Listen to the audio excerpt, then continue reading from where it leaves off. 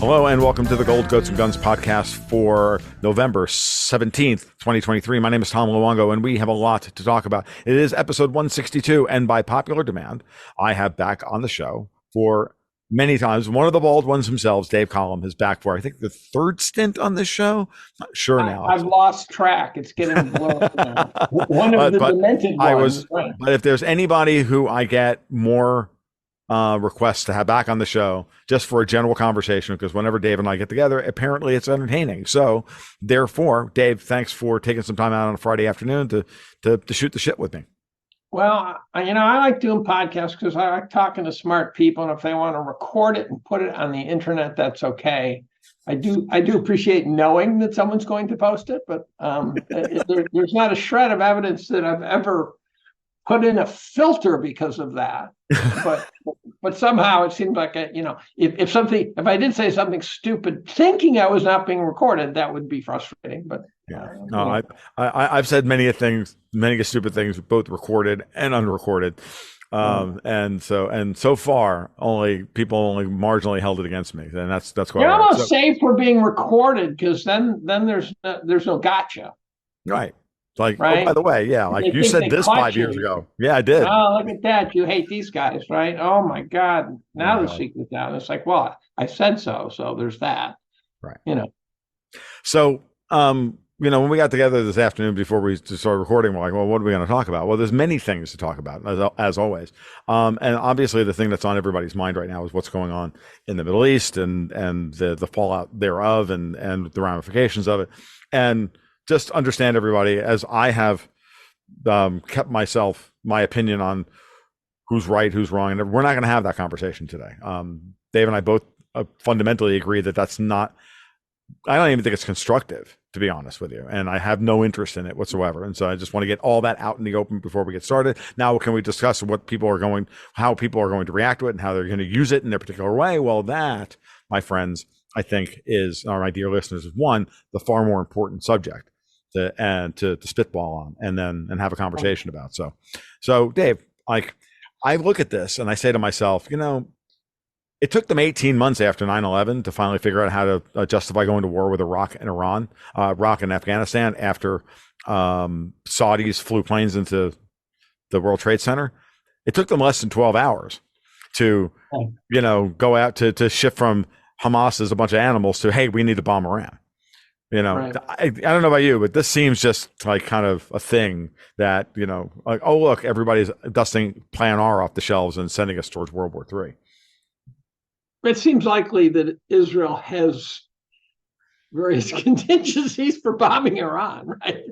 I imagine that there's quite a few countries over there that Israel has the game plan laid out. We have, for example, the United States has plans for how to defeat Canada, right? And you go, we're planning on Canada? No, we have game plan for every imaginable scenario, and one of them would be Canada. And we just have those in some filing cabinet somewhere. And I imagine Israel has a fairly bloated filing cabinet with contingency plans, if then sort of relationships. Yeah, especially when it comes to Iran, right? I would think so.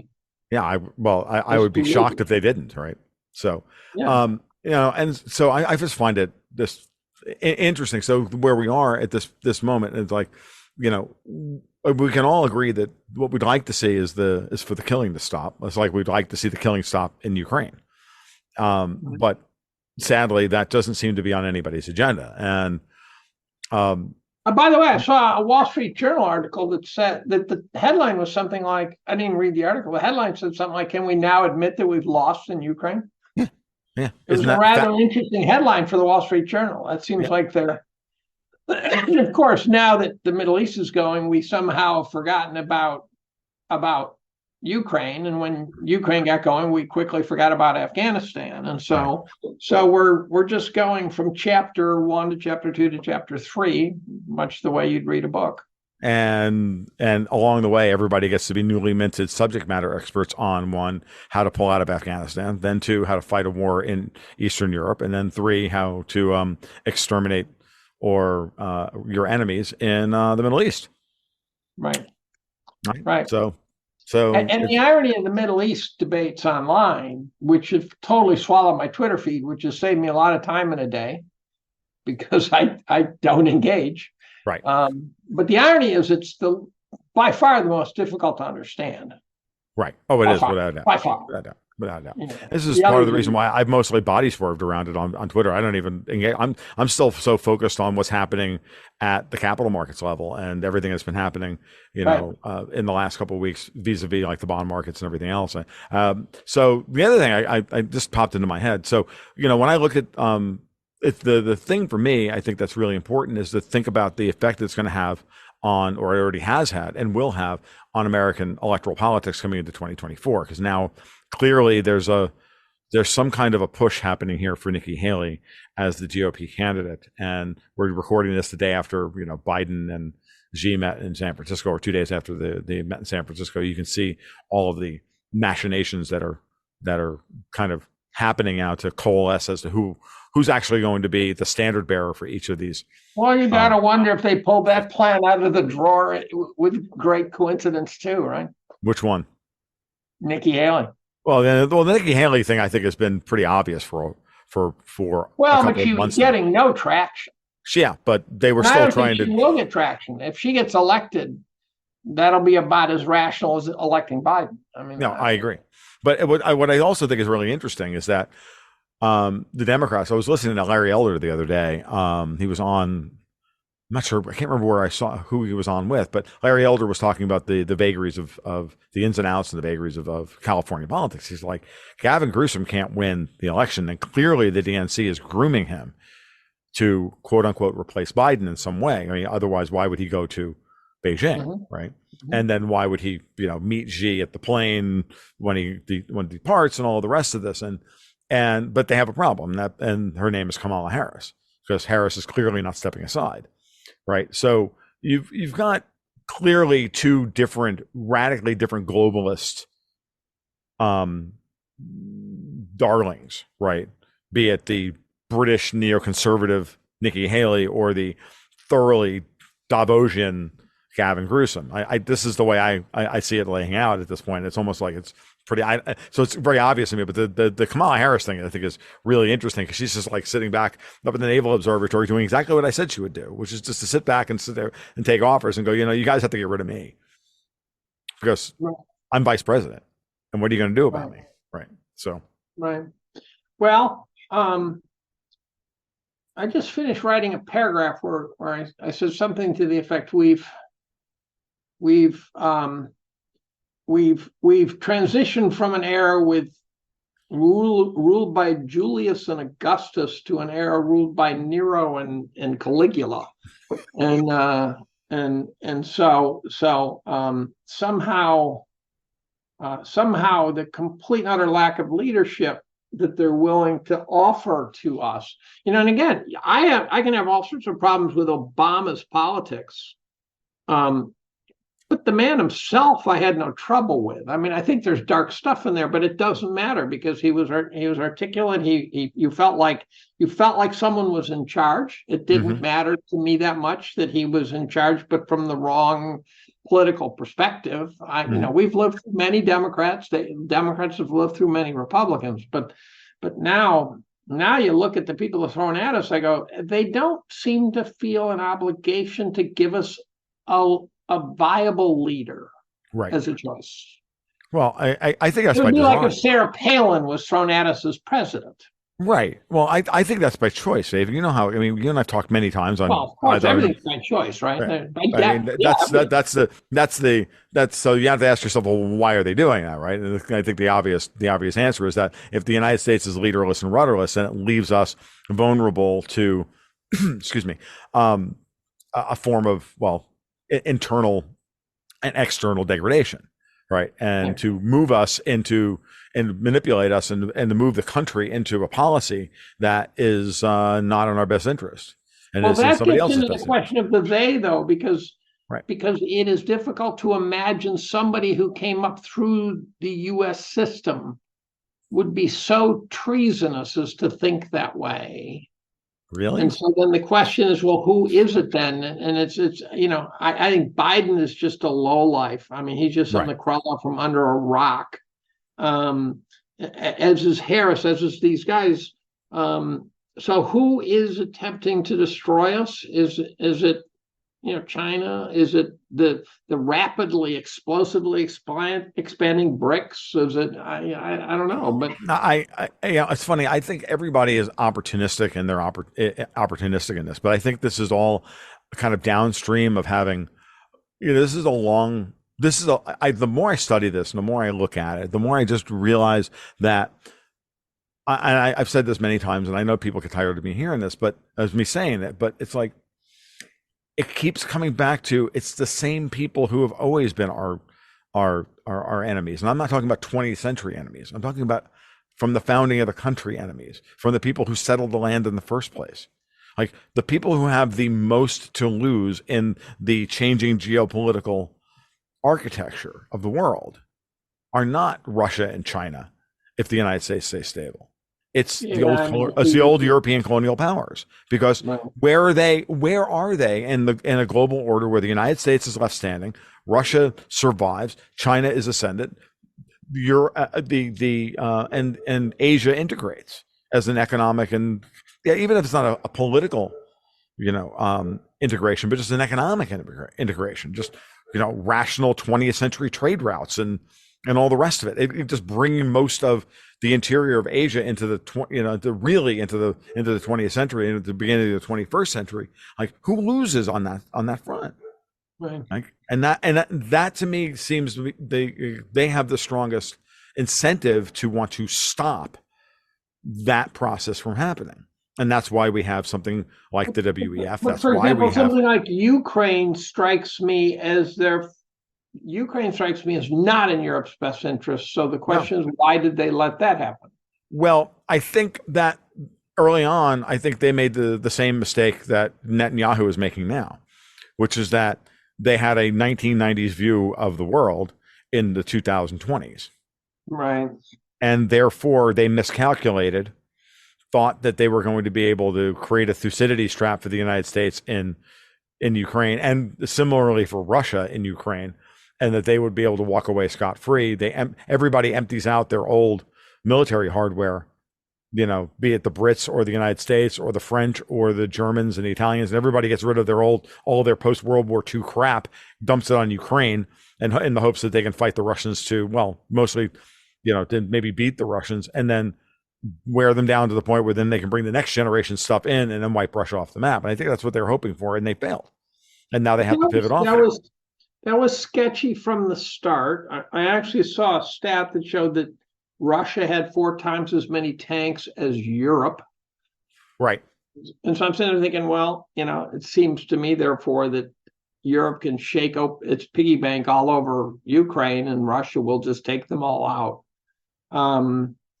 And I'm guessing Russia had a sense of how many weapons we actually had that were sort of on the front edge of mothballing, Mm-hmm. and that they could be consumed, Mm-hmm. and so it seems to me the Europeans made a very bad calculation there. Yeah, they did. I think they did, and that's why they're the first ones to try and pull out of the Ukraine project. Right. Remember, they've been the ones getting cold feet the first, and so now, and especially now, you can see the split between, I guess, what the Saker used to call the Anglo-Zionist sphere, the Anglosphere, the United States and Britain. Who is the Saker, by the way? Who is the Saker? Do you know? Oh, the old the Russian, the former Russian blogger. I don't know if you ever read his work. I've read the Saker. I just don't know who he is. Oh, his name is Andre. I can't remember Andre's last name now, and he's retired because he always said that he would shut the blog down the minute war broke out between the United States and Russia, and he was like, "I live in the United States. I'm done. I'm not doing this anymore." And God love him, he worked so hard for so long, and I think the stress of this really did a lot of damage to his health. And I don't know Andre personally. I mean, I've interacted with him a couple of times. I've met him on the show once. But from what I understand, and having read his blog over the years, I always knew that there would come a point for him who would just say, that's enough. I'm done. And he retired from doing this. I think about a year ago, actually now. but he used to, from the way he would describe it, there's a definite split between like continental Europe and what I would call Davos, and the British Anglo neocon, what we would consider like the GOP neoconservatives. And I think that split has been over Israel for a while. I've been able to see the internal conflicts within Israeli politics, and having talked to some people who know Israeli politics well, either having lived there and done journalism there or whatnot, and they've said, yeah, you've kind of got that right. And so, you lived in Israel? I know I didn't. I have friends who have, and we've talked about this before. No, I have never. Dude, I'm not allowed to leave Florida. Are you kidding me? I'm not. They don't let me into Georgia, without papers. And you don't want to go to Mississippi. I kid, folks. I get to Georgia about once a decade. Yeah, I know. But so that was this is that whole split between like the Netanyahu, anti-Netanyahu stuff really does map kind of, British impulse to create Israel, that faction that created Israel originally, and then continental Europe has been working the other side of that political divide for a while now. That's why the Israelis have gone through how many different elections in the last 5 years? Right. More than the Brits have. Right. It feels like the world's alliances are shifting very quickly now.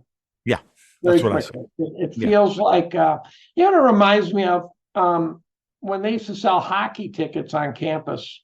They didn't want people camping out for 4 days. What they would do is they would say at 3:00 on the local radio station, they would announce at 3:00 sharp what building the tickets were going on sale.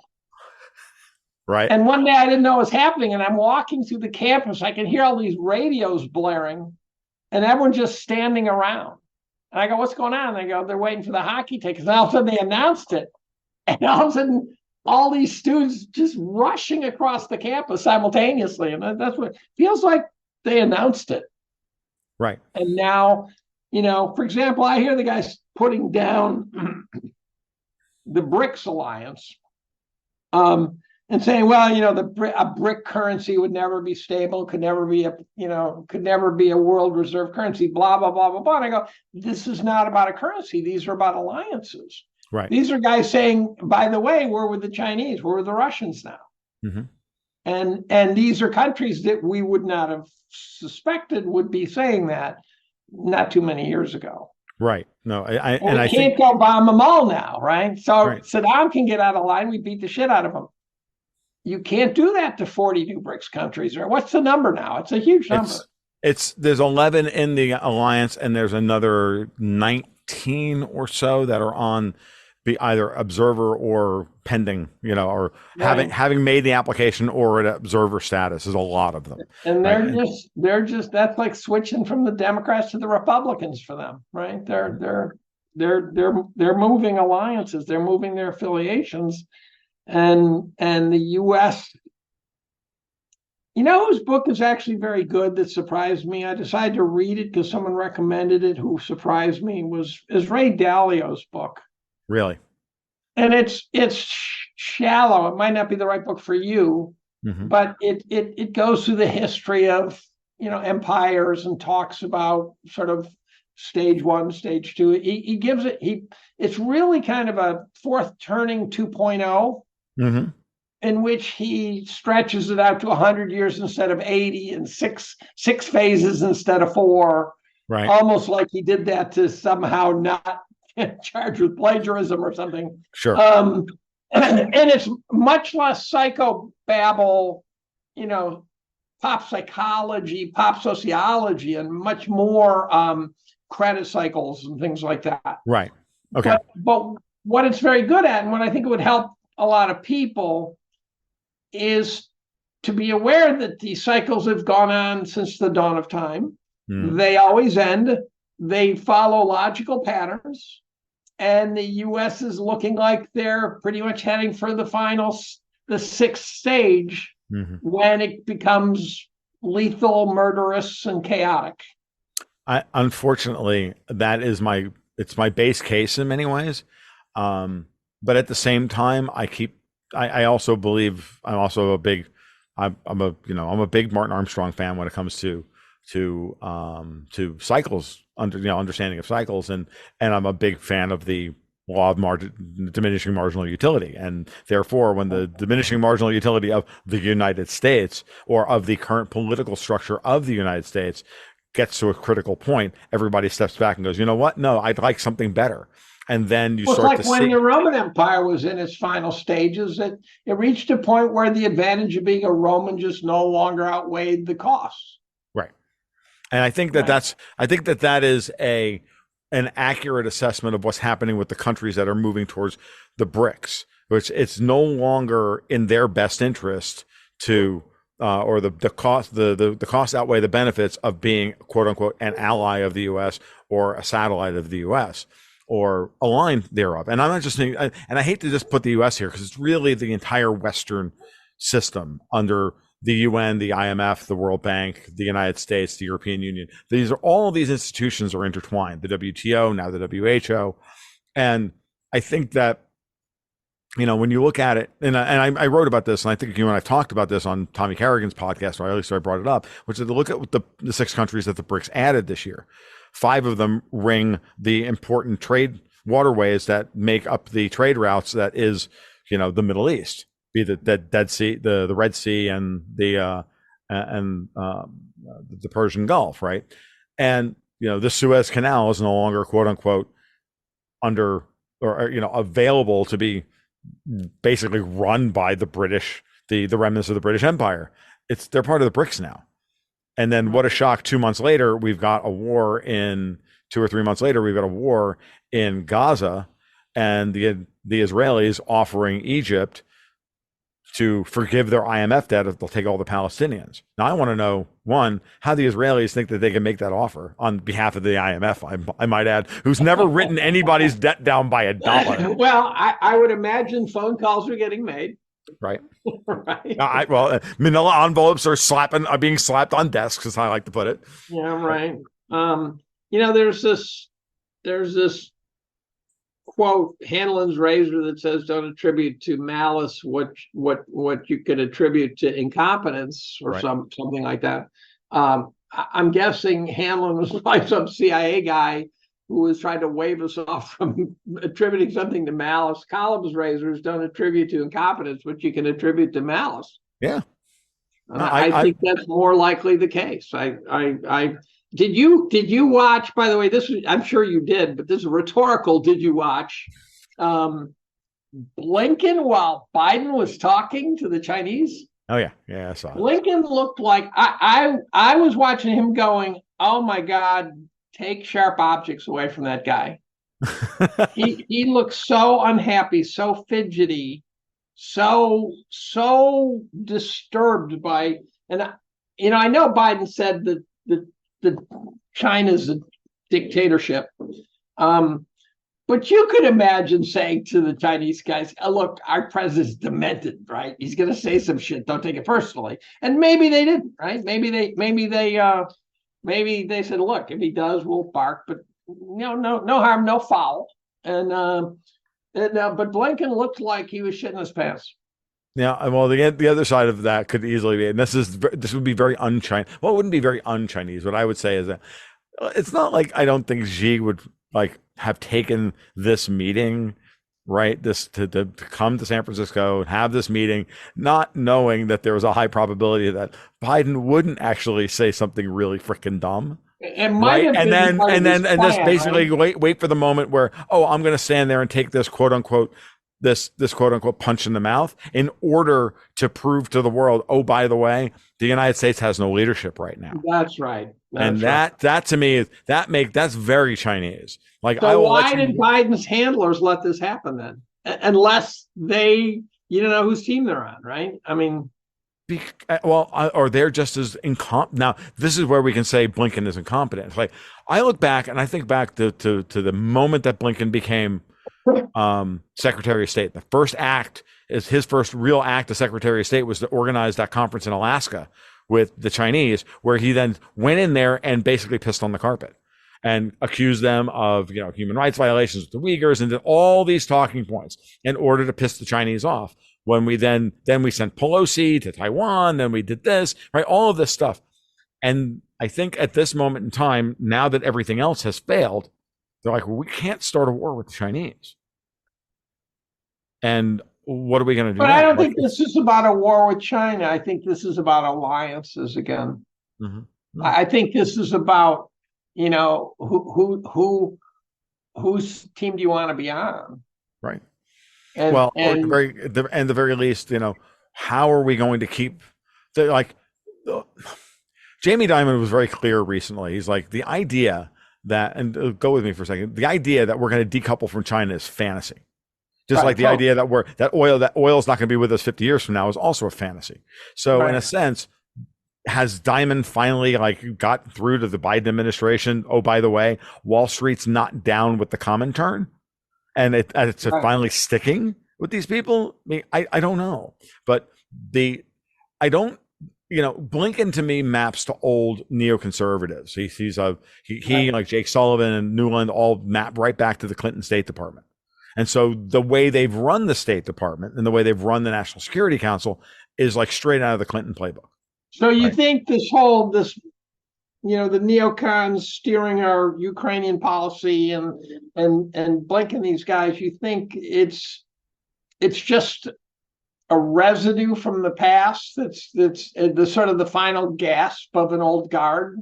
I think they're at an existential. I think everybody's got a kind of an existential moment, right? The neocons have realized that if Russia wins in Ukraine and they can't gin up a war anywhere else, then the BRICS are going to run the table. Russia has won in Ukraine, right? I mean, that's the way I see it. But until the fat lady sings. I think the only reason why things haven't gone any further in Ukraine, there's a main big reason. That is the DOD and the Russians don't want to put their best weapons on the table, because they can see 10 years from now what war they think they may have to fight, and they don't want to put their best weapons on the table. So we're going to grind this thing out with manpower. And the Russians, of course, are very good at fighting war in which you grind it out with manpower. And I don't think they're losing a lot of manpower either, right? Yeah, I don't think they're paying a high price. It just requires patience. Yes, it does require patience, and the way they're operating in even in a battle as fierce as the one that's going on in Avdiivka right now. I've stopped watching that now. I just figure now it's a cleanup operation. Well, it's interesting. For months, I didn't feel it was that way. Now I'm actually watching it on a day-to-day basis. I'm checking in to see what's happening, and because now I think that this battle for Avdiivka, I think is the next big one, like Bakhmut, Avdiivka. If this one fails and the Ukrainians lose, then those are the two biggest fortifications that they had in the center of the country, and without those two, sit down.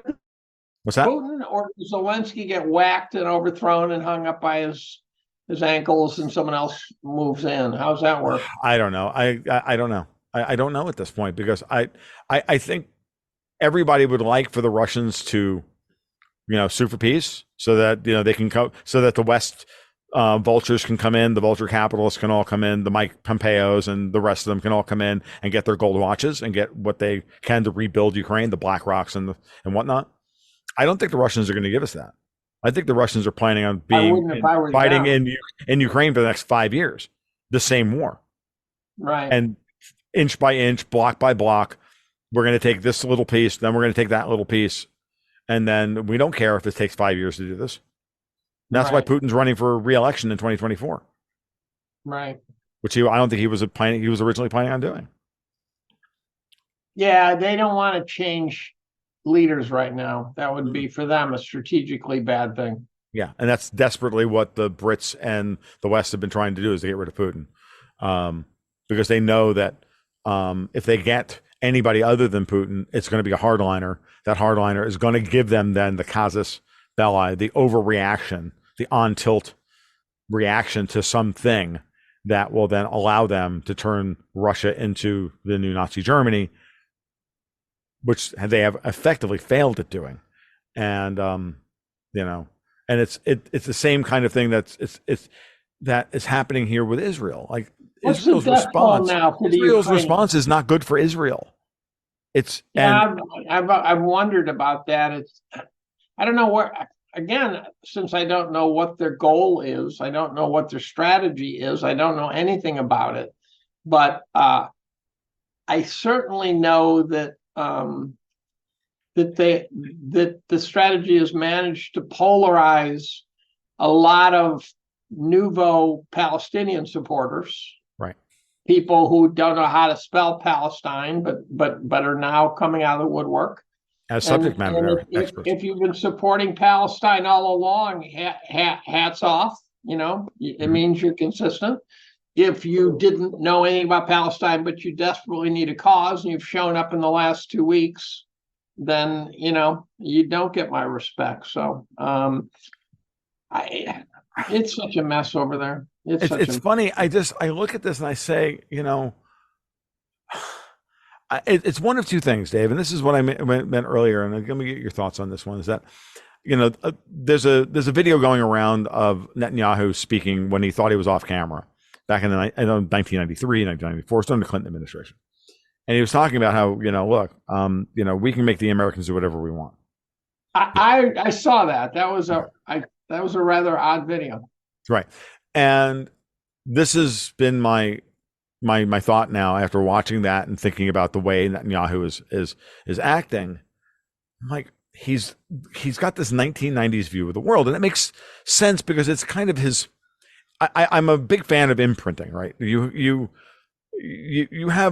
all have a version in our head of who particular people are. We see actors for the first time and we associate them with that part, that iconic part, the first time we see them and whatever. So it's an imprinting thing. And so for Netanyahu, I can honestly believe, and maybe I'm wrong about this, but to me, I can honestly believe that he has had this power for 30 years because of, the post-World War II environment, the dominant the position of the biggest generation in America, at the time, the voting bloc of America, the power of America.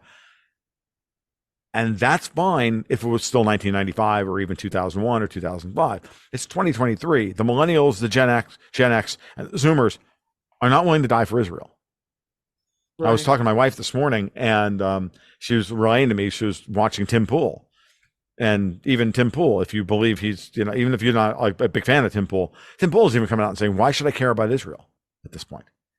And and I don't think Netanyahu has calculated that correctly. And I think this is a very big miscalculation on his part, that he's going to be able to do whatever he wants in Gaza and the United States will back him. And I think that's a framework that is very faulty and has got us in a very, very ugly position. What scares me, I put out a tweet on this, that World War III could be a global civil war. And I'm sure you've thought about this, but I'm watching fights breaking out in cafeterias of university campuses. And I'm watching soccer moms beating up the opposing team in the streets. It's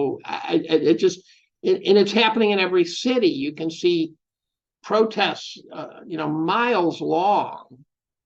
And so this is not just a problem over in the Middle East. This right. problem has gone completely global. And if you read about Rwanda and the Hutus and the Tutsis, you quickly discover that they long since lost sight of some sort of tribal warfare, and they were just hacking the shit out of everybody, right? It just turned into a hackathon. Mm-hmm. And so I do worry that it'll go tribal in every country. Mm-hmm. The tribes will be fighting long after they've forgotten what started it. Right. And as a consequence, we can have a real sort of downturn of Western civilization that could last quite a while. Yeah, it's something that's been it's worried me for a long time. Troubles me more, by the way, way more than the Ukraine fight. Yeah, absolutely. Way more than the Ukraine fight. The Ukraine fight said, okay, as long as the nukes don't come out, Right, this is one of those border wars that we've been watching for our entire lifetime. right. This one is not a border war. No, no, it's not. It's not. And I find it interesting that, yeah, I mean, and that's the thing that's been worrying me for a long time is the push for censorship and the push to push down the unapproved narrative is only going to make the people who are being oppressed that much more angry and that much more tribal. This is, I bring it up all the time, and I'm like, has nobody actually read Dune? Like, Herbert was warning us about turning us all into the goddamn Fremen. And while the Fremen were justified in being angry about their colonial oppressors for thousands of years, the jihad that they went on and the hundreds of billions of people across the galaxy they wind up killing is not justified. And Right. that's where the rubber meets the road. And I've been trying to warn that, like, we have to keep our humanity through this. And when we are presented with this false choice between this either we back Ben Shapiro or we back Candace Owens. right. What's that? Or Candace Owens. Right. Well, yeah. Now we're being That's a asked to great back example. Candace Owens or Ben Shapiro. There's two who are going at each other's throats, who you would have said a month ago were two peas in a pod in their own way. Right. Now, I don't trust either of them as far as I can throw them. I despise Ben Shapiro, and I always have. They both have their presence on the internet, Right. and are playing to it, but don't we all, I guess? So, Well, I mean, the Ben Shapiro I've always suspected as being nothing more than a shill for globalists. I've always thought he's always come across as like closet leftist. I've never. He's always LARPed as a conservative. Like, I've never bought that for a minute. And Candace Owens, I think, is, I'll be honest with you, I think she's constructed as well. But what's important is that there's Ben Shapiro on one side saying you have to go along with genocide on the part of Israel to wipe out these animals, and on the other side, or it's the other side, you have to back Hamas and that group of animals, and there's the rest of us in the middle going no. And this is what I really liked about what Doug McGregor has been saying about we're being asked at this. This is one of those moments where we have to be asked about which genocide are you willing to justify and back, right? And we're going, no, we don't believe in collective punishment. Right. As people. No, and that's the great risk of the public debate on this topic, is that you can't win. You pick a side, you're toast. You say, look, I'm not going to chime in. All of a sudden you have both sides saying, well, you're ignoring genocide. And I would have to say, both of us, to the extent that we've not chimed in very much, we fight a lot of fights. Right. So I think there are times where someone's going to have to come off the bench and fight it if they want. But, one time Glenn Greenwald was asked about 9/11. Right. And he said, I can only fight so many fights, which gave us the answer. Right. Yeah. I've talked about 9/11 recently that way as well. I mean, as I've added patrons over the last year, every once in a while I get one that comes in and they send me a DM and they say, well, what do you think about 9/11? And I say, well, I'm like, my standard answer is the line from the movie Patton. I'm not interested in reclaiming the same real estate twice. I'm not looking behind me as to where we've been and what they did 20 years ago. I'm only looking ahead. And if you're thinking about, and if they're putting 9/11 in front of you again, or they're putting some other historic event in front of you again, it's for a reason. It's to distract you from the thing that they're actually trying to get done. Well, let me defend them a little bit here. 9/11 is, for many people, a huge Overton window change. Agreed. And so if someone is slow to the table, then what they're actually doing potentially is they're doing the heavy lifting finally. Sure. And they're saying, okay, I trust Tom. What does he think of 9/11? I'm going through that Overton window right now on pedophilia networks. And I'll tell you, it makes you feel insane. And so if I find someone who can sort of make me feel more sane by reading this wretched crap, Right. then I want to ask them about it, and they could be past it too. Right. But what I'm saying is, but I got to get past. I got to get there. Sure. So people asking us about 9/11 are just saying, look, I trust you. Are these concerns legit? And the answer is yes. Yeah, of course. I mean, if pressed a little bit farther on that, I'll say the same thing I've been saying for 20 years. I think the official story we've been given is nonsense, and just as I think that the official story we always get is nonsense. And then today, worse than that, today is that the information space about the Kennedy assassination, 9/11, this thing, that thing, or whatever, has been so thoroughly seeded with malmis and disinformation. None of us actually think we know the truth and will ever be able to get to the truth because there's too many rabbit holes to go down. So, I distrust the whole thing, and I just look to myself and But I say, it is okay. important. And I think, and more importantly, Dave, when I said, I continually say about October 7th, 9/11, whatever, is that look at what they did in service of that event. Their reaction to it is far more important than what actually happened. Well, that's, by the way, one of the tells in the global pedophile story, because what happens is there'll be some pedophile ring that'll sort of bust in the open, and it's not the existence of pedophiles in the networks and the trafficking. It is watching the authorities respond to it that's the tell. Yes, that's the tell. And when you find that what could be kind of a semi-penny ante pedophile ring out of Omaha, Nebraska, when you find that the FBI all of a sudden comes swooping in and steps all over the thing, you go, well, apparently that was more than I thought, and so, whatever brings in the FBI now has my attention. And so I'm sympathetic to people who are trying to open the Overton window. I had a couple of students say, I was chatting with them, and they said, well, what do we do? And I said, well, first and foremost, at your age, don't read this shit. Stop. Go learn how to make robots, even though they're probably going to destroy us. Learn how to make them, and get an education, and find a spouse and have kids, and try to live your life. Leave it to the old guys to reflect back and say, "Holy shit, we got duped." I said, what I will tell you though is, don't believe anything you're told on mainstream media. I said that I will tell you. Absolutely. And that gets to the question of things like vaccine efficacies and climate change and all the things that are massively consequential scams.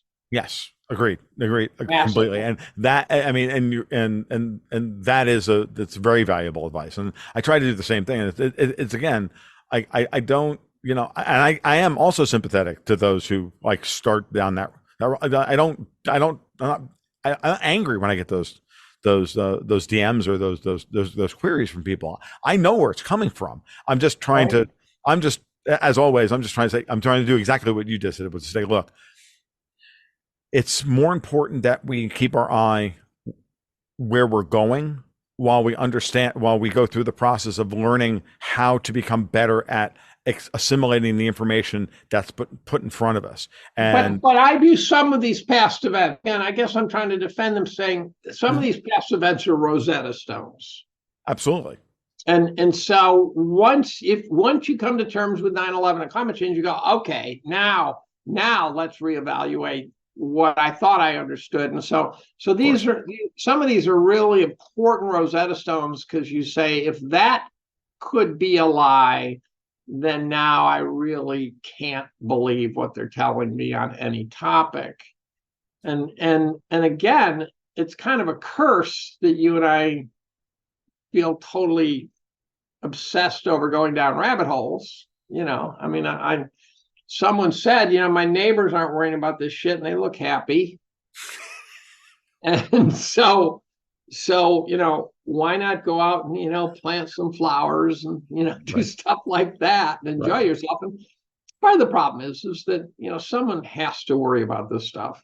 I mean, and someone has to try and assimilate it in such a way that they can help people make sense of it. Because my wife said to me for a long time, she said the same thing. She said, I say, I don't know why people listen to me sometimes. This is very early on. And they said, Tom, you help to try and make sense of the chaos for people so that they don't have to obsess about all these little details. You give them, and even if it's not the truth, you give them a framework that they can work with so that they can go about their day and they can go to work and Right. they can spend time with their families and they can It's the reclaim 20 or 40 I hours do of their X life every so week. that you don't have. It's the I do X so you don't have to. Right. I do Right. it because you don't have to. And that's why I've been digging into pedophilia, because I don't wish that upon anyone. When you get in there, you discover stuff that's just truly so amazingly bizarre and unimaginable and awful. And you go, if 10% of this is right, we got an unbelievable problem. And if 90% of this is right, I don't even know where to go with it. But something like that people should know about. They should know. They should know. I and agreed completely, and it's why I you know, in the space that I try to operate in is that nexus between, you know, those that want to know more about these things than they currently do. They can go there, but at the same time, what I'm trying to do, and I think I like to have, that's why I like to have you on, because, and I like to have, you know, a variety of people on to try and make sense of these various bailiwicks, these various aspects of all of this, to understand what the bigger movement is, and then to figure out how to navigate through this so that we don't all, one, go irretrievably insane, and then two, you know, figure out a way to maintain our connection to the real world so that we can live lives that are both you know, prosperous, if it, for whatever that word, whatever small value of that word we're going to be allowed to put into practice, and you know, and continue to keep our communities from sliding into the scenario that you laid out earlier about, you know, global civil war. And Right. that's the biggest issue in my estimation. That's what I think that's And what it's we're all not trying to trivial do. because I see people doing things. So I'll read an article about you know, in California where they can do transgender medical treatments on your you know, young teenage daughter without telling you. And I sit there and I watch that and I go, okay, so doctor does something irreversible to my daughter without telling me, I'm going to kill them. It's that simple. Right. And first of all, I think it's important for those activists who think that's a good idea to know that people like me lurk out there. Mm-hmm. And I don't have a daughter, so it's a total theoretical construct. But there's times where I just say, look, I'm not waiting for the law to straighten out that person. They're going to get a sex change with a rusty butter knife. Yeah, well, And I have a daughter, and I can tell you exactly. right, I've been barred by my partner to say, Dexter White, to say this in public. So you can fill in the blank as to what I would actually do if something like that were to actually happen. The problem is that then you are contributing to the tribal. We are contributing to the tribalism by saying that. But I'm not ashamed. I mean, I get pretty. I'm not ashamed to be a part of the tribe that says no. That says no to genital mutilation of teenagers. I'm sorry. I think that's a good boundary to have in a society. I don't know. I agree 100%. But there's the other tribe thinks the opposite. Right. Not all tribalism is bad here, folks. Just, you know. That's right. And then I look at things like, you know, transgenders in women's sports, and it infuriates me because, you know, if I'd driven my daughter to swim practice at 5 o'clock every morning for the last 10 years, and then she took a silver because that's not the way it's supposed to be. I think that if you think that's okay, you either are not an athlete or you're a complete fucking moron. I don't know which it is, but I am defending women's sports, period. QED. Absolutely. You want to go to war with me? I'll go to war. I mean, it's that simple.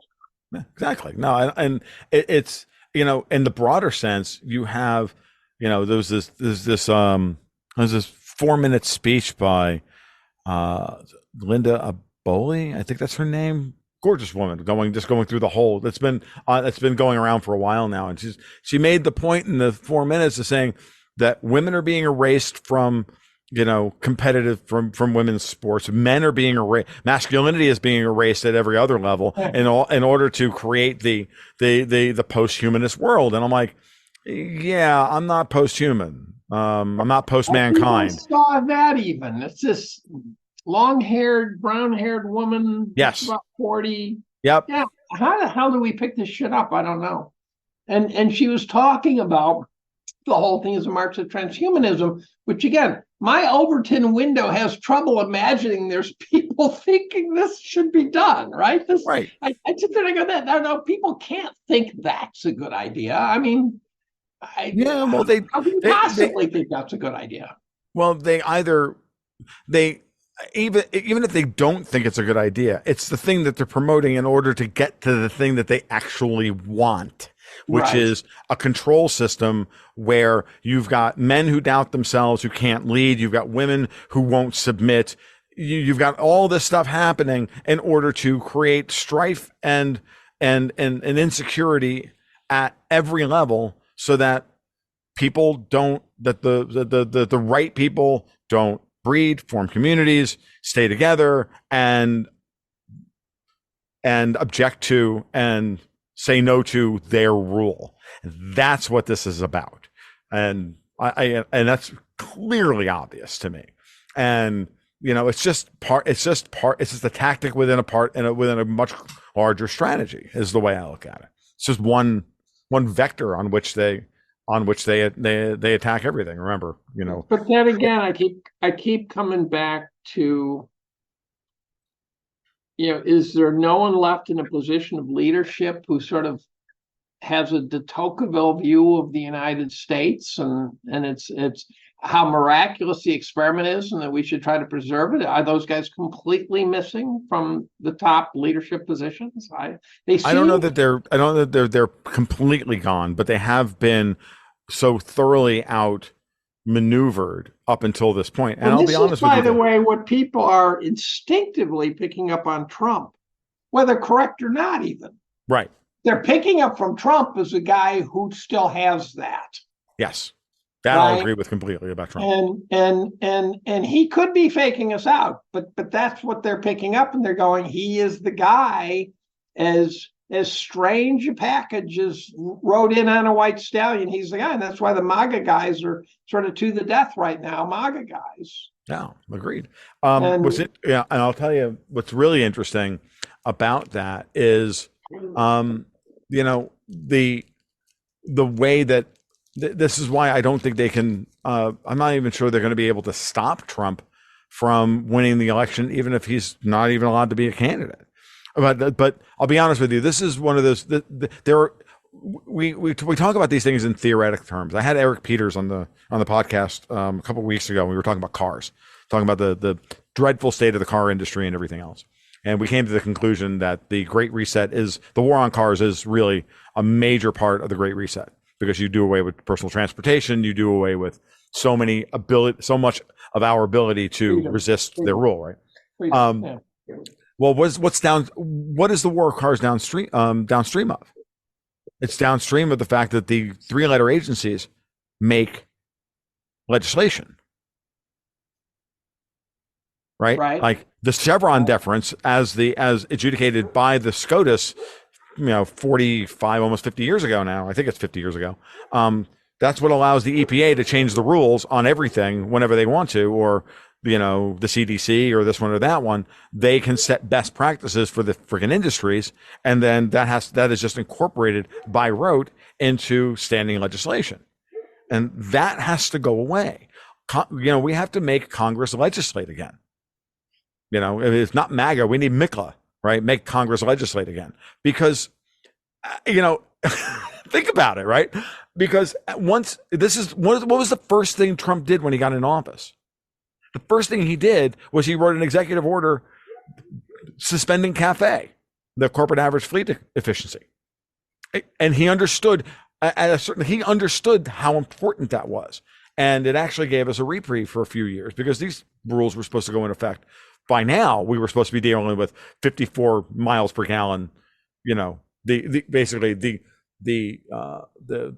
legislation, the outlawing by legislation, by fine and regulation of basically the internal combustion engine, right? Well, it's everywhere. That kind of, this is just, it's my bailiwick because it's something everybody understands. Like, why do cars suck, right? And why are they so expensive? And why? And because everybody deals with it, because everybody in America drives, right?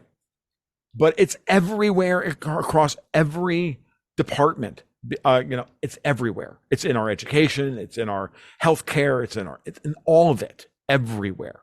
Do we have a healthcare system that is interested in producing care? No, it produces billing. Right. That's what its job is. By the way, I've roughed out a draft on healthcare. One of the many bullets is the idea that we are going to hear about the boomers in healthcare and how and we're going to hear about it as a favorable GDP thing, when in fact what it is a numerical measure of the rate of depreciation of a valuable asset. And in a world where no one has health problems, that's ideal. Any money you spend on health problems is by definition a tax. Oh no! Keep expanding on that, Dave. This is a really good point. Go on. This is a really good point. Well, and then there's other things, like, for example, I have to get hearing aids. Your family tells you got to get hearing aids, so you get them. If you look at the price of hearing aids, they go up to $7,000, and you can get chintzy ones.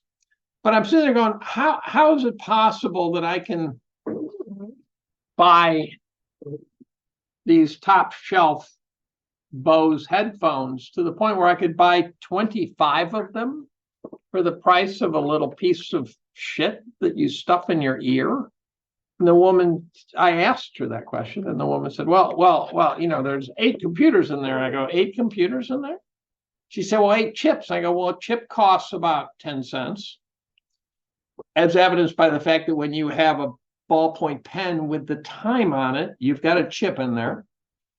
And then maybe it's not the same chip, but still. And I said, so I don't see how you get to $7,000. You could buy 10 iPhones and stuff them in your ears for $7,000. Everything is better than a hearing aid for a tiny portion of it. You can't get doctor's appointments now. They had a growing backlog because the boomers were starting to arrive in the doctor's offices, and we had not grown the medical staff adequately.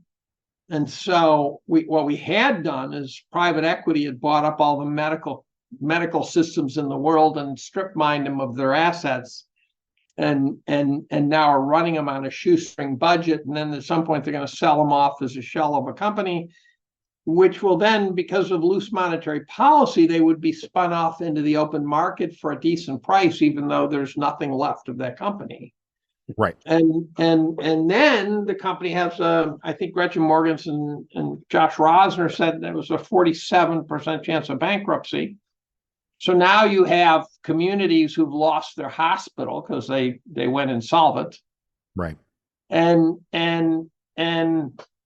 so now, at one point I had an 1.5-inch bladder stone, and I saw it coming because I was pissing sand, and then it stopped. I go, either I stopped making the sand or it stopped passing occasionally. And then I started to feel uncomfortable. I go, I think it stopped passing. So when I finally reached the point, I said, you got to do something. This is painful. This is really tedious.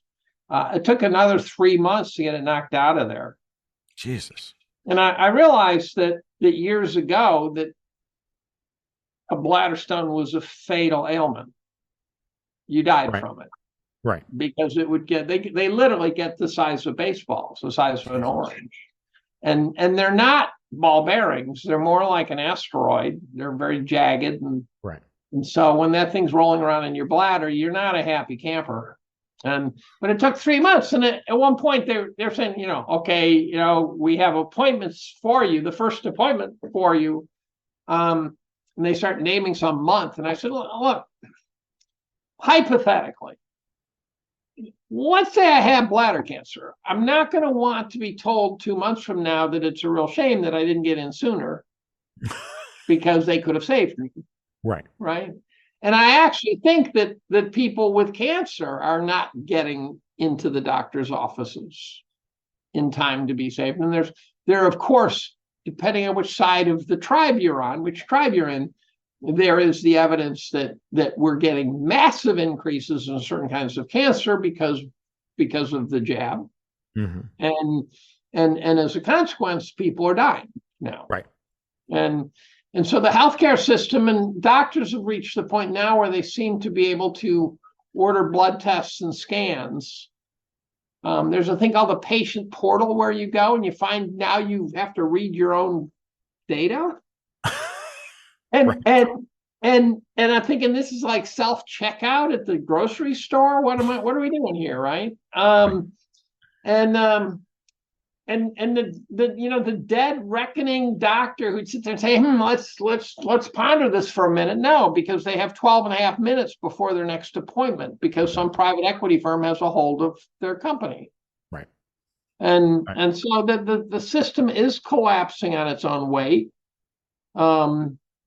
At one point, I remember asking my doc about nationalized healthcare, because there is a little voice in my head that says, look, we're going to end up providing it anyways. Maybe we should be more systematic or something, right? Because you don't get turned down. You end up going to the ER. Right. And it ends up being a catastrophic disaster in there because it's filled with people who have no way to pay. Mm-hmm. And she said, well, the problem is sounds like a good idea, but I don't know where we're going to get 30% more staff to provide that healthcare. Right. And so then, and if you have some sort of minimal subsistence level healthcare, says, look, we will provide it. My son has Massachusetts healthcare. It's actually pretty good.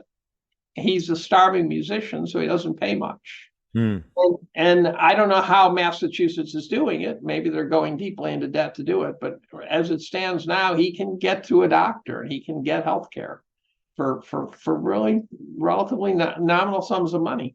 So in theory, it could be done. In theory, what's interesting is then you set a minimum. You say, okay, we're going to provide minimum standards, right? I mean, right. You're not going to get a kidney transplant off this plan.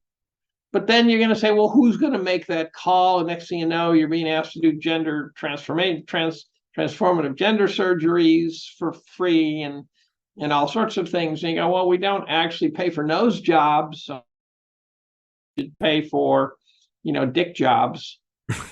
and so it gets very complicated very fast. It's interesting. Like my wife and I, for a long time, we've had a concierge service here in Gainesville. It's very tempting, isn't it? Yes. I've had it for years, and because when I first started Gold Goats and Guns, I didn't have any money, so we were starting a business from scratch, and so concierge service is basically like a season's pass at some level. You pay $75 a month per person, or $50. I think it's $75 now. We pay $75 a month per person to go in whenever we want, as often as we want. We have a doctor effectively on call that we can communicate with either through email, and we can come in and see them. We usually get in within a day or two if we need to. He is the guy. He serves as so it's like if you're in the hospital, you can hire a private duty nurse. Right. Which is not crazy if you happen to be in an inner city hospital, like if you're in New York City. Right. You really have trouble getting a nurse's attention in one of those big city hospitals. So it's not perfect, but for routine medical stuff, it's not the problem. The they can order blood work, they can do a physical. I've had my EKG done. I go in and have my blood panel done every year. I have a problem. I have bad inflammation in my left ear that I'm desperately trying to figure out how to get hearing back on my left ear, but it's mostly self-inflicted. I jab shift my ear and I've, ruined my left ear.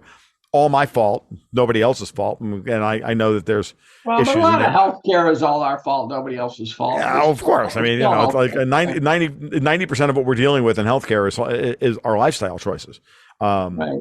And, almost all autoimmune stuff is lifestyle choice. So like if you have to take responsibility both for your own diet and your own health, your own welfare and everything else. Past a certain age, of course, I'm still in my mid 50s. So I have the quote unquote luxury of doing this, but this is also the time when things are going to start breaking down. It's like, how long do you hold on to that 9-year-old used car? No matter how well you've taken care of it, at a certain point, it's now 10, 11, 12 years old. Shit's going to start to break, right? But that's a system that is for routine medical care. And for stuff that, you get sick, you need a Z-Pack, or you need, you got the flu, or you need this. This is easy, right? The medications are cheap. It's a certain amount of money a month, for the two of you. Well, and then all you need after that is a catastrophic healthcare plan in case you get cancer or you need an emergency room visit. So this is on top of another insurance plan. I do not have another insurance plan. I need to get one. But I have that as base. I've had that as base level medical insurance for years now, and we're at that point where we just need. I do need to have a catastrophic plan that with a high deductible in case either of us do come down with cancer or break a leg and need emergency room, so we're not bankrupted for what can only be handled at a hospital. Well, and my wife would have cost the system probably $4 million over the years, so. I can't complain about our health insurance. We have a good plan at Cornell. Right. So. And that's to remind everybody, when Dave was talking about the hockey ticket, I meant to say earlier when you were talking about the hockey ticket thing, just to remind everybody, and if you're in the South, it would be football tickets. Down where up where Dave is in Ithaca, New York at Cornell, it's hockey tickets. It's a big deal. But yeah, that's the kind of thing. And I think if people are smart and rational about this stuff, we're seeing this in a lot of different idioms, and we're seeing healthcare providers finding niches in the marketplace in order to circumvent the system that's not care focused but billing focused. And these folks are care focused, and they always have been, and we've gotten great value out of it over the years. And I mean, hell, I'll be honest with you. When I came back from a trip to Las Vegas a few years ago, and I was sick as a dog, I got off the plane, and it was clear that I had a chest infection, and it was walking pneumonia. And my wife was on the plan at that point. I wasn't. And we literally signed me up, walked in the door, paid the sign-up fee plus the first month. So it cost me a princely sum of $125 plus the $9 for the Z-Pack and whatever else she gave me, and cured my walking pneumonia. In order to get me in to see my primary care doctor, that I had legacy from the years when I did have health insurance, 3.5 months. Because I hadn't been with her. I hadn't seen her in so long. They wanted to do a new patient thing. They didn't have a new patient appointment for 3.5 months. And the sad part about this was, at the time, that doctor was one of my customers at the farmer's market. And I saw her every couple of Saturdays, and she'd buy eggs off of me. But I couldn't get in to see her professionally. Right. For walking pneumonia. I'd have died if I had waited for her. Right. Well, my favorite spousal pneumonia story is my wife had a very bad back, was living on a rubber raft at that point. We ended up upgrading after that, but she was on a rubber raft. And I had pneumonia, and I go to the doctors, and I come back, and she says, well, and I kind of in a wispy voice said, I've got pneumonia. I've got pneumonia, right? And within the next 2 minutes, she asked me to blow up her rubber raft. And I said, I don't think so. Not going to happen. And then she realized that she hit the Hall of Fame with that particular request. That was a Saturday Night Live skit level request. The other one I like to tell is she wanted to name our second son Witter. And Witter's okay. So the very next question is predictable. Where's Witter come from? And it turns out it's a former boyfriend. Okay. And I said, look, Candace, I'm not jealous. The name's kind of cool. But every time someone asks, where's Witter come from? And they're going to ask, I'm going to not be able to resist saying some guy used to bang my wife. And she knew I was dead serious because it would just be so goddamn easy to do. And she realized, she said, okay, never mind. That was not a good idea. And I've been trying to think of how long the marriage would have lasted if I wanted to name a daughter after an ex-girlfriend. Right. And I would have said, I wouldn't have seen divorce court because I would have been dead. And the other one I put on Twitter the other day, I said, if your wife asks you, am I fat? You always say no. And you never ask your wife if you're fat, because if you are, she's already told you 20 times. Exactly. And I'm thinking, exactly. There's an asymmetry here that doesn't seem completely fair to me. So. I deserve it. My body is not my temple. I used to be in great shape, and then I decided, fuck, just get old and fat and eat what you want and screw it. But I took it to a new art form, and every once in a while I Atkins the thing and rip off a bunch. I sizzle like a piece of bacon on the skillet, and then right. And that's the equivalent of leading off the bag and then going back and having to touch up again. Right. Yeah, I'm in that. It's funny. We started out, discussing Israel, Palestine, and now we're down to shit my dad says. And my dad says, yeah, no shit. My dad says, dad jokes, dad bods, the whole thing. Exactly. So, how old's your daughter? I can't remember. How old? She's 17. She's graduating high school this year. She's still resisting learning how to drive. So you survived the terrible teens. Oh yeah, no, she wasn't a terrible teen at all. She was fine. The terrible twos are a fiction. That's what a lot of people don't understand. The twos are phenomenal. Of course, we meet new people and we find out they have kids, and you ask how old they are, and you're like, oh, they're 7. We're like, oh, I love 7. 7 is a fun time, and it doesn't matter what age it is. To be honest with you, I always say the same thing. I think there's some high points though. Like for example, between 12 months and 24 months, the kids learn to talk. Yes, and that's when they really start amazing you with the shit that comes out of their mouths, right? And then they get to around 12, and then they start to amaze you with the shit coming out of their mouths in a totally different kind of way. Totally different way, yeah. And you sit there and you're going, okay, what did I do to make you hate me this time?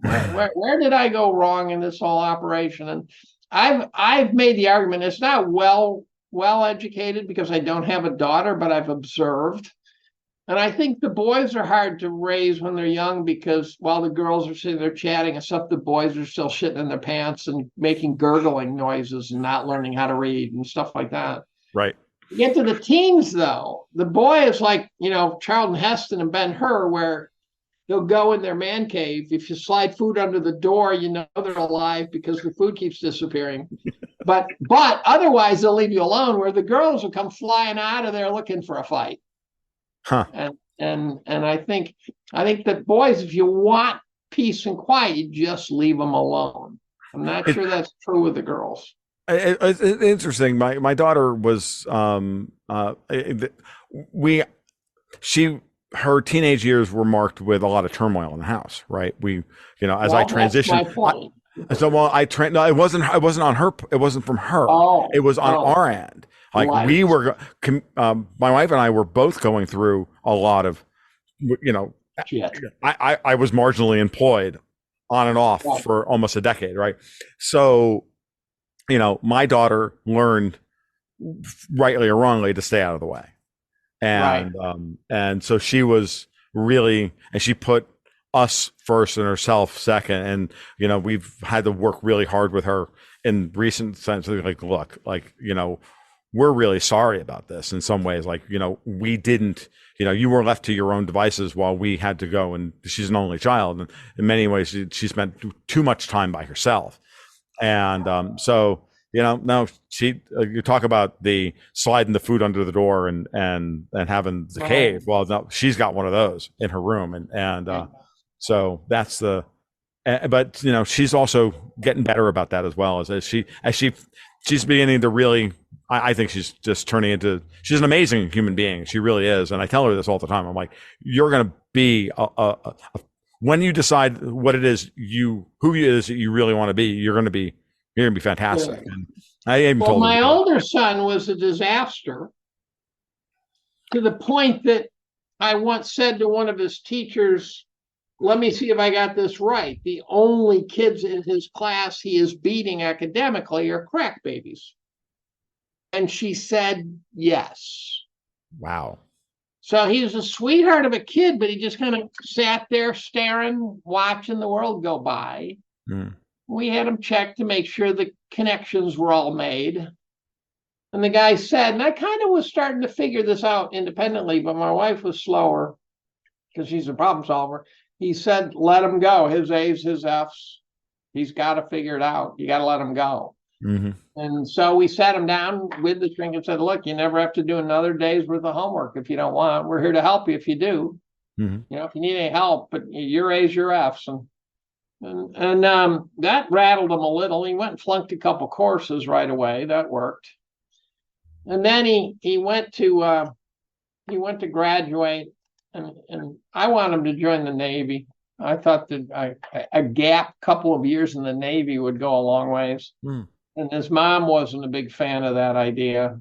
And so she rounded up a 2-year program in hotel management. And I sort of had this image of, the assistant backup director of Microtel and Sheboygan, that sort of thing. And that would be better than anything else he got. He then went and I kind of watched him mature very slowly, but I watched him. And then he ended up transferring, getting an event management program at Johnson Wales, which is also not the most scholarly institution. Mm-hmm. But they did a good job with him somehow. And then he went to New York without a job. And now he is I can believe this, the director of event management at the Council on Foreign Relations. Wow. And his first day on the job, Madeleine Albright, is having to be wrestled to the ground because her underwear stuck up her ass and she had to be dealt with. And, he sat down, was chatting with Nelson Mandela for an hour, met the president of Pakistan and Iran. And he's a remarkable adult. And I'm going, how the fuck did that happen? And part of it was just patience, just waiting for him to climb Mount Stupid. Yeah. And if you don't break them, there's a chance they'll get there. And some don't, right? Some end up just not getting there. But he did, and he's a great dad, and he's got a great job, and he's got a great wife, great grandkids, and so of mine. So it worked, but it was not something I saw coming. So my advice to parents is just kind of hang on, just keep blocking and tackling, but don't expect to fix them all in one shot. That's for sure. No, and that's and it's funny. It's a lot has changed with her in the last, I'd say, last year and a half or so, and we can see her taking on. That's exactly right, because 15 is peak bizarro. Yeah, coming from 15 to 17 is a distinct gain. Yeah. Well, she had a lot going on, and again, and then it finally just, I think, part of what helped her was us getting our shit together. Frankly, and we get our. Well, my kids had trouble with my wife's health problems, probably, although they seem to cope okay. But for example, my younger son did not see much of my wife by comparison with my older son. But he became a super achiever. Here's a super achiever.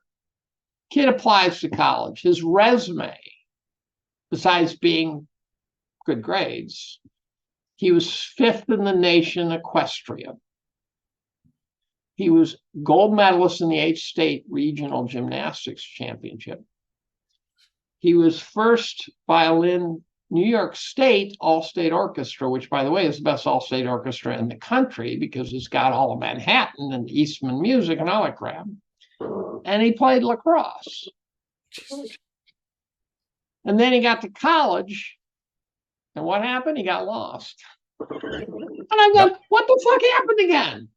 Yeah. How is this possible? I thought it would be this buffet table, and the kid would just stand back and go, wow, look at all the food he eat, right? And he got lost, and he ended up transferring to the hotel, doing well at the hotel school, which is where his older brother went. And then he went into the cubicle farms, didn't like it. Now he's a concert violinist. Good for him. And if you want to raise a concert violinist, I can tell you how to do it. I've got the magic ingredient. When your wife is pregnant, put headphones playing classical music into the womb. He came out, and by the time he was 2 or 3, he was listening to classical music. He was not just listening, he was hearing it. Right. He has an ear that's off the charts because prenatal development was off the charts. While his friends are singing Bingo, he's listening to the second violins coming in on some concerto. Right.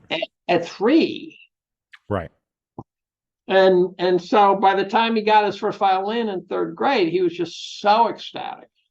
He'd just been waiting and waiting and waiting. And we didn't want to start him earlier. Right. And then now he's a concert violinist in Boston. Great story. Brilliant. And he story. loves it. We never had to tell him to practice. No. The great ones never do. You find that thing. I music was a hard fought thing for me in my house. Because music was not something you I don't know. It wasn't practical. It wasn't this. It was something you had. We had a piano in the house because middle class Italian families in New York, you have a piano to show that you have some, You know where that comes from? You know the origin of that? No, I don't. There is an origin. Edward Bernays, the propagandist, yes, was charged with finding a way to sell pianos. And so what he did is he sold to architects music rooms. And he said, build a music room. And then he sold pianos. Mm-hmm.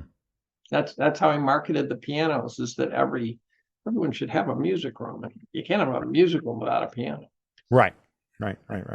But I took it up on my own. My parents, I know my mom had no desire for me to be a musician, and my life took a turn away from that. And well, I didn't have a desire with him being a musician either, because I saw things that he didn't have. Right. Like he wanted to be a soloist, nothing else. That's a dead end, except for the money. That's like saying I want to play in the NBA. And then he also showed no interest in music theory and no interest in teaching. I go, you just took away all the safety nets. Now you want to be Yo-Yo Ma, or you're a person. I don't see how that's going to work well. Right. And it turns out that it was only going through the cubicle farms and having his expectations get pummeled. And he came out of there and said, I am going to try to be a musician. And he would sign a student and he would be thrilled. Yep. And he would get to play in an orchestra and he would be thrilled. Right. And so his expectations had to get pummeled. And it turns out he is Seabiscuit in every category I just listed. So when he first started writing, he was writing dog food. Mm-hmm. And we didn't know better. We were not horse people. And it wasn't until we got him into a good stable when he started. And as a gymnast, centered riding is second nature. His hand-eye coordination balance was off the charts. So he was competing against primarily girls who were not athletes. Mm-hmm. They were there because they loved the horses. He was an athlete. He loved the horses too, but he was an athlete. So one day a horse refused to jump. He grabbed the mane, shoots up into a handstand, pops right back down in the saddle, circles around and takes the jump. And everyone just in slack jaw going, what just happened? He had been tossed from horses on a number of occasions. He always landed on his feet. So he just had this skill that no one else in that arena had. Mm. And again, in gymnastics, he had a lousy coach, and then he got a good coach, and he went from not getting a ribbon, even though they gave out about 12 ribbons per event, to a gold medal in the ASA Regional Championship. Wow. So again, he's always been Seabiscuit. You put him behind, you tell him he can get there, you stand back, you watch him go. Yep. Interesting. It's fascinating. It's going to be. I'm going to be interested to see how the next 5 to 7 years of my daughter's life play out over this. It's going to be a very interesting time, and I don't know where she's going to wind up. And she doesn't either. No one does. No, and I just know that. I told her the other day she was struggling. She has a small private school here in Gainesville, and she's the only senior taking math. There's only 2 seniors in the school. The other senior's not taking math. So, but she's got herself on a scholarship track to try and get a Bright Future Scholarship, which is a Florida scholarship, so that she can take some classes and at the she wants to take some art classes basically and get her AA and all that. That's fine. She has very, very limited goals and everything else, but they also don't really have a teacher in the school that knows that material. I had to sit there the other night, and she and I asked about that. And the other thing is, what's their track record of placement in colleges? I don't know what we're gonna do. We never pushed college on her, so. Right. So she took this on. She decided this is what she wanted. So she's doing the work. She took on classes for this year. It's like an elaborate homeschooling at some level. Yeah. No, I mean, she's in my house.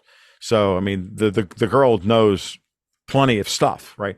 So I had to sit there with her the other night, and you could see her like struggling with it. She's good at math and she hates it, right? She's one of those people. She absolutely despises it, but she's good at it. And the older she gets, the better she gets at it. So we're sitting there doing trigonometric identities and trigonometric function identities the other day, and she's just not getting it. And I'm like, I had to sit with her for a couple of hours and get her through this. And I had to remember I had to remember this stuff because I hadn't done this stuff in 30 years.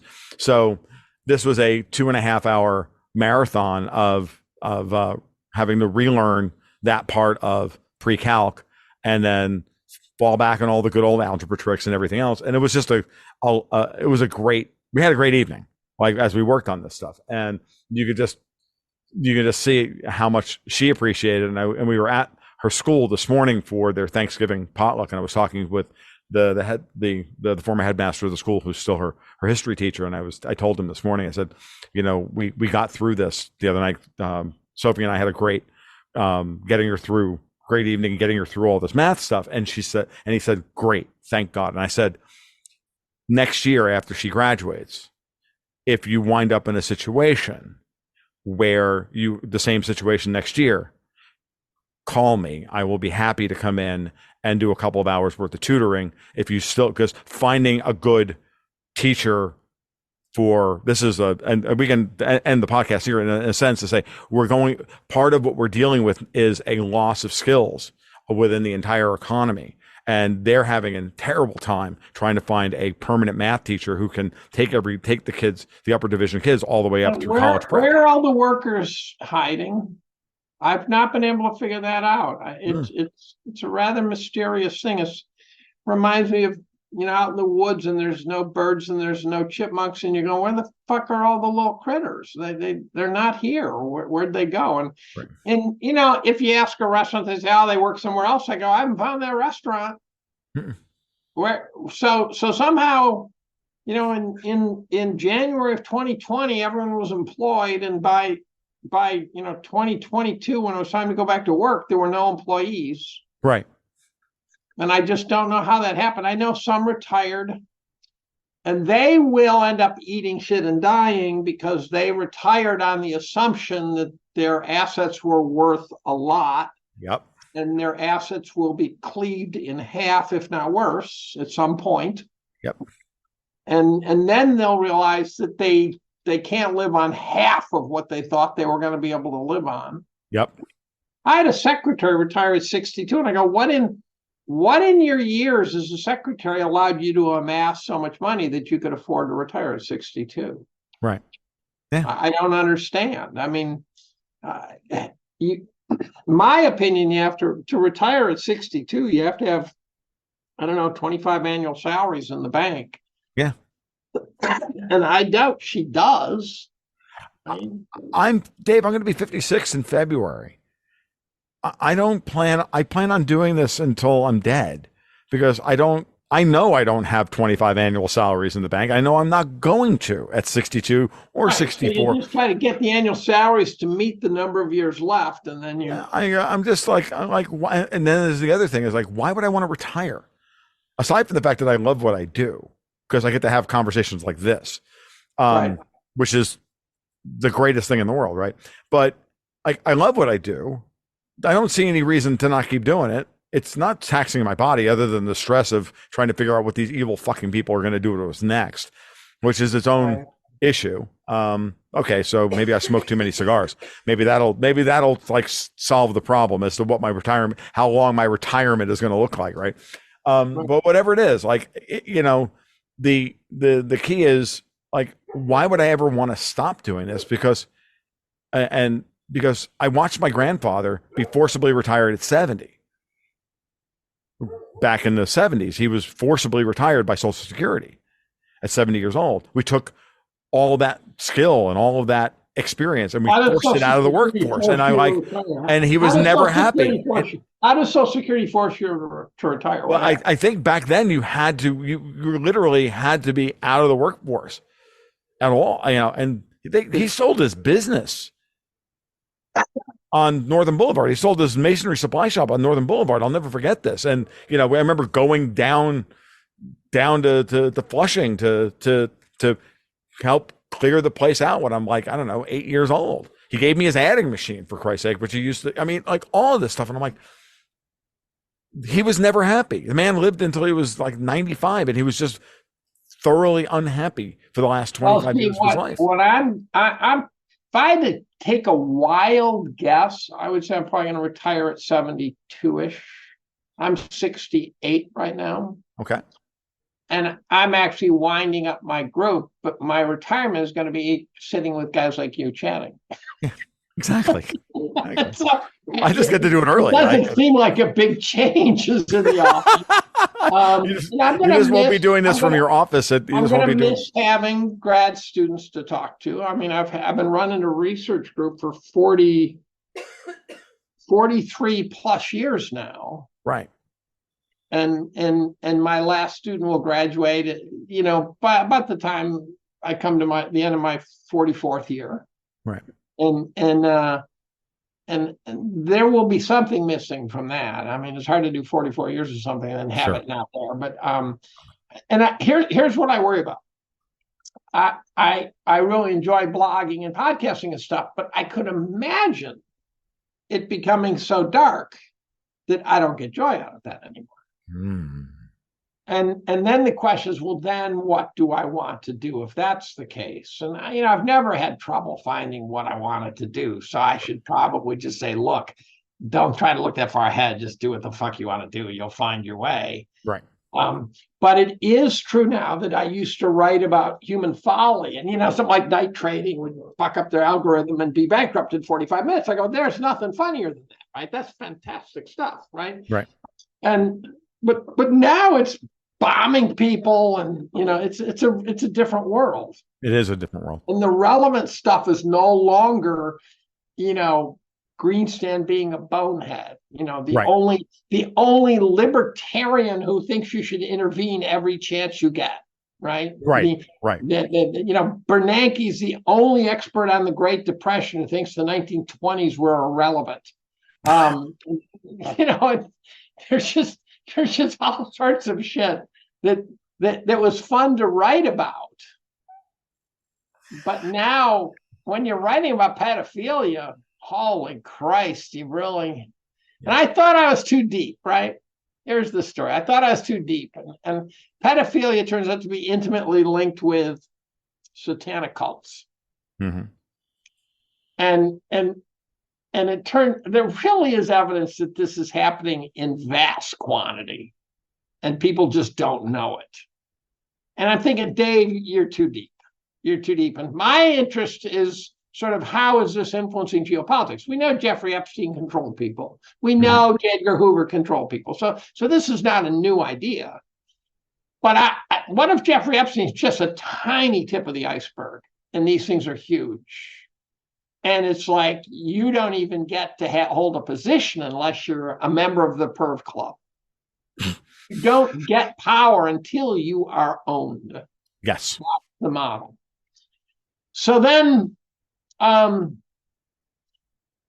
the problem is, I'm thinking, Dave, you're too deep. Maybe you've just gone off the deep end. Maybe you're too far on this, and you're chasing the wrong rabbit. But if you'd said to me a month and a half ago, who is the most famous satanic cultist in the world, I would have said, oh, that's easy, Marina Abramovic. Right. And I would have, no brainer. She's publicly a Satanist, and she has dinner parties with fake cadavers. I'm hoping are fake, but I actually think that she's probably eating human body parts, is my guess. And I'm going, okay, there's a Satanist. She's real. And then you find out that Zelensky appoints her as an ambassador. I go, the president of Ukraine just promoted a Satanist to be an ambassador in Ukraine. And I go, how is that possible? Well, what's she charged with? She's in charge of the fucking school districts. Exactly. She's in charge of the school system. I'm going, you put a Satanist in charge of the school system of a country? How am I too deep on this one? Explain to me I'm too deep. No, you're not. And then you find out, and then you got Barack, who, I didn't know Barack was gay. I don't care if he's gay. Doesn't matter to me. I'd say that living a lie, which every older gay male knows you did, it's okay, but at some point there's this little bit of there's a certain component of fraud there. It doesn't trouble me, doesn't bother me. But then you find out that his chef, Studley chef, drowns, and there's a lot of redactions of the goddamn police reports and stuff like that. So it gets kind of darker, and then you start discovering that Barack has some Pizzagate ties. And then his girlfriend comes out and says, yeah, I used to fantasize, having sex with other boys. And I'm going, okay, but that's still just gay. But then the Pizzagate shit keeps popping up. And I'm going, oh my God, please tell me he is not doing 5-year-olds. And I think the evidence is not completely insane that he's doing 5-year-olds. And then you start reading about victims of the pedophilia networks who escape. Escaping is not getting out of a cage and running down the street. Escaping is breaking the brainwash. Right. So they don't have to cage you up. They own you mentally. If you can brainwash a Marine, you can brainwash a 6-year-old. And they escape somehow. Somehow they pull away from the tractor beam of this twisted world, and they all tell the same stories about being raped by people. But it's not just these girls are not going to trailer parks. These boys are not going to trailer parks. They're going inside the Beltway. And this one Annika Lucas, turns out her most common consumer of her wares was 2-time Prime Minister of Belgium.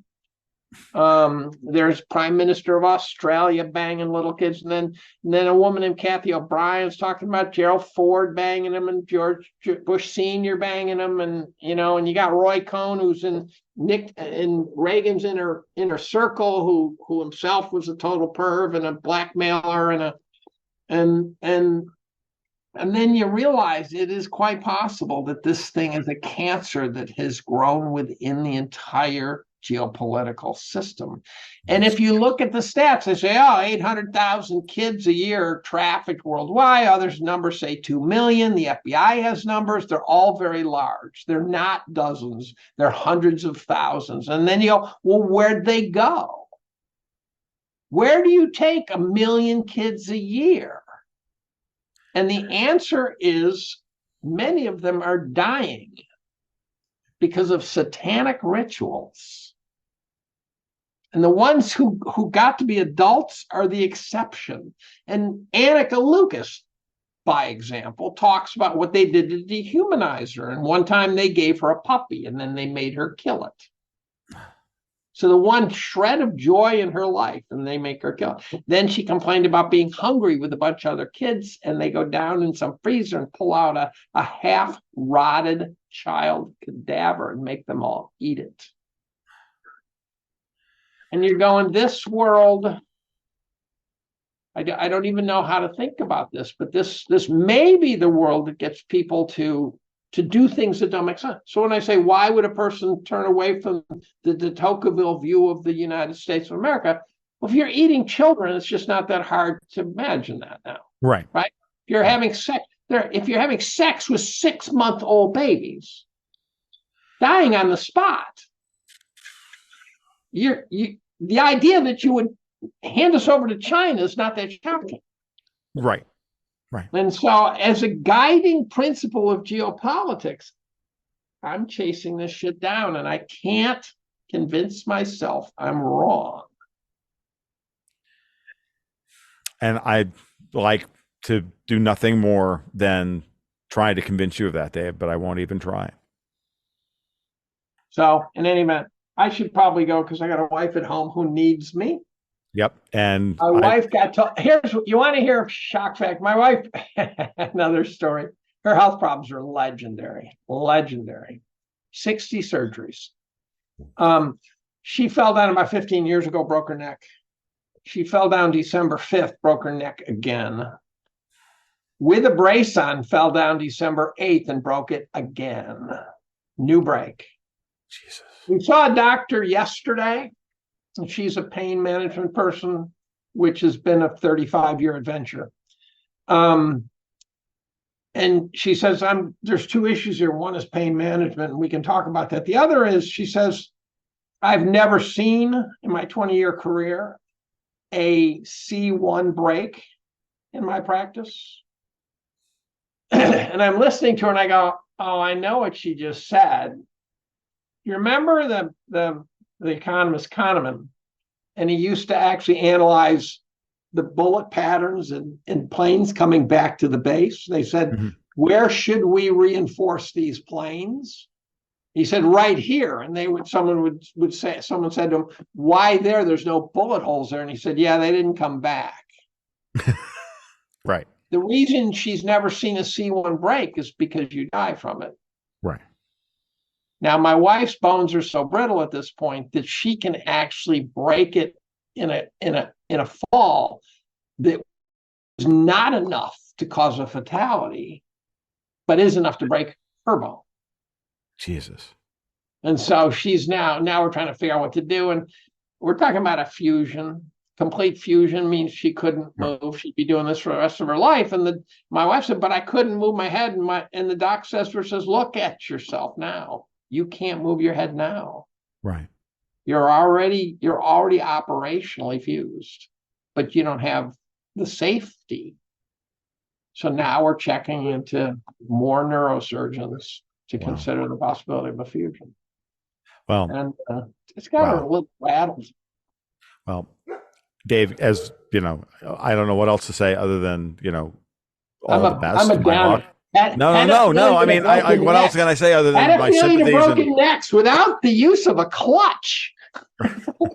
Jesus, unbelievable! From the highs to the lows, from a son, from a wastrel son to a concert violinist to your wife surviving a C1 neck fracture. It's unbelievable. Well, I never know what I'm going to talk about. 3 days, too. 2 fractures in 3 days. Let me finish that story. There's actually one more. We're not done yet. Okay, go right ahead. No. In 1999, my mother, who had her health problems, did a header into a piece of furniture, broke her neck, and died. They should be investigating me. Right? You go, Dave, everyone you know is breaking their neck. You know, Sammy the Bull is not this good. So, all right. yeah. Well, as always, I never know where these conversations are going to go when I have you on. Well, fortunately, we lost everyone during our discussion of our children. I think we whittled down the crowd to true diehards. Most likely. So, and then we dropped a pedophilia bomb on them.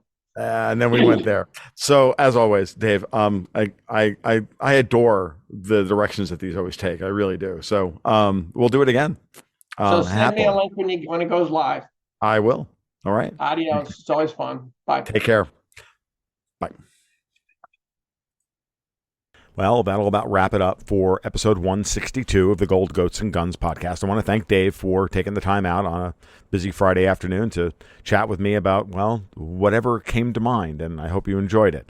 If you're still with us, as Dave put it at one point in the podcast, I'm doing this right before the Thanksgiving holiday here in the United States, and this is my favorite holiday of the year. It's the one I look forward to the most. It's the one that my wife and I do everything we can to celebrate all the things that we are truly thankful for. And in this world today, it's, well, there's not a lot to be thankful for, but let's hold on to those things that are precious to us. So as always, you can follow my work over at my blog at tomluongo.me. You can follow me on Twitter at TFL1728. You can follow Dave at David B. Collum. You can follow me on Patreon at patreon.com/goldgoatsandguns, where you can sign up for the monthly investment newsletter and or the bi-weekly market reports, where I kind of do this into a microphone along with charts and commentary of the day. So if you like all that, you like what you heard today, give us a ring over at Patreon. With that said, I'm out. You guys be well. You take care. We'll talk soon. Keep your stick on the ice.